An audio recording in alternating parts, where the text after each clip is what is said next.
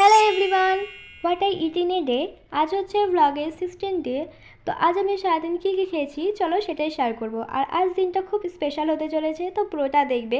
সকালেই তো খেয়েছিলাম হচ্ছে কফি, দেন একটু বাইরে গিয়েছিলাম, তো সেখান থেকে হটডগ ট্রাই করেছিলাম। আর বাড়ি ফিরতে ফিরতে খুব জোর বৃষ্টি পড়ে গিয়েছিল, তাই ভেবেছিলাম লাঞ্চটা বাইরে করব। তো করতে করতে দেখি এখানে একটা খুব সুন্দর কাবাব তৈরি হচ্ছে, কিন্তু সেটা আমরা ট্রাই করিনি। তো লাঞ্চটা করেছিলাম এখানে মাটন কষা আর বাসন্তী পোলাও। দেন বাড়ি এসে ছিল প্রিংলেস, তো সেটাই একটু খেয়েছিলাম, সেটাও তোমাদের সঙ্গে শেয়ার করলাম। বেশ ভালোই ছিল, আমি এখানে পুরো টাকা খাইনি, সবাই মিলে খেয়েছি। দেন সন্ধ্যাবেলায় পড়তে বসে গিয়েছিলাম, পড়ার মধ্যে দেখি যে একটা আইসক্রিম আছে ফ্রিজে, তো সেটাও আমি খেয়েছিলাম, বেশ ভালোই ছিল আমুলের আইসক্রিম।